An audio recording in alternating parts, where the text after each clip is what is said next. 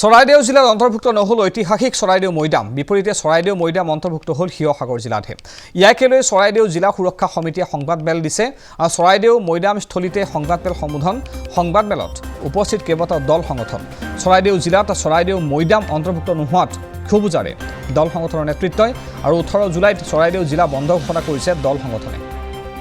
অসমৰ মুখ্যমন্ত্ৰী তথা অসম চৰকাৰৰ বিষয়ববীয়াসকলে বাৰে বাৰে আমাক চৰাইদেউ জিলা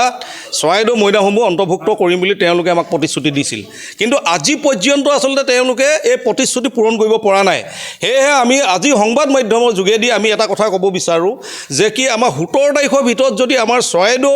মৈদামসমূহ চৰাইদেউ জিলাৰ ভিতৰত যদি অন্তৰ্ভুক্ত নকৰে তেতিয়াহ'লে আমি 18 তাৰিখৰ পৰা আমি চৰাইদেউ জিলা আমি বন্ধ দিবলৈ বাধ্য হ'ম তাৰ লগে লগে আমি এটা কথা ক'ব বিচাৰোঁ যে কি আজি চাওক আপোনালোকে এই বিগত আমাৰ যেটো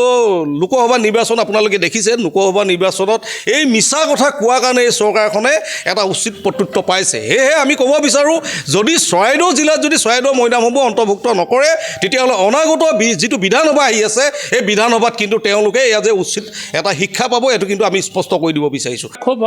সৰল মানে আসলতে কথা আমি ক'ব বিচাৰিছোঁ যে চৰাইদেউ আসলতে জিলাৰ নামে হৈছে চৰাইদেউ মৈদাম ক্ষেত্ৰৰ পৰাই উৎপত্তি হৈছে গতিকে এইটো খুব সৰল কথা আৰু সেই গতিকে চৰাইদেউ প্ৰতিটো দল সংগঠন আৰু চৰাইদেউ জিলাবাসীয়ে চৰাইদেউ মৈদাম ক্ষেত্ৰ চৰাইদেউ জিলাৰ অন্তৰ্ভুক্ত হোৱা এটা দীৰ্ঘদিনীয়া দাবী জনাই আহিছে আৰু এই ক্ষেত্ৰত আমি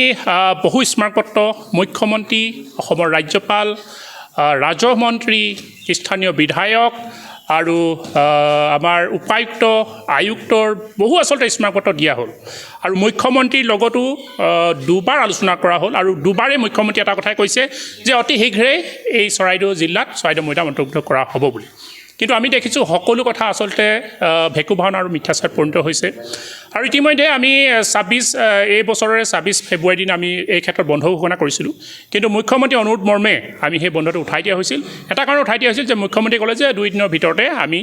এই বিবাহটো আমি মীমাংসা কৰাই হ'ব কিন্তু আজিকোপিত মীমাংসা নহ'ল সেই গতিকে আজি আমি পুনৰ এই ক্ষেত্ৰত এটা কথা দাবী জনাব বিচাৰিছোঁ যে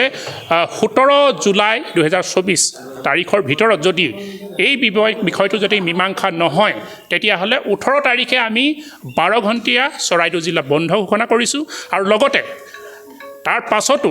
আমি চৰাইদেউ জিলাত বিভিন্ন ধৰণৰ জংগী আন্দোলন ঘোষণা কৰিবলৈ চৰাইদেউ জিলাৰ দল সংগঠন বাধ্য হ'ব চৰাইদেউবাসী বাধ্য হ'ব এই কথা কিন্তু সংবাদ মাধ্যমৰ যোগেদি আমি মুখ্যমন্ত্ৰীক আজি স্পষ্টকৈ ঘোষণা কৰিছোঁ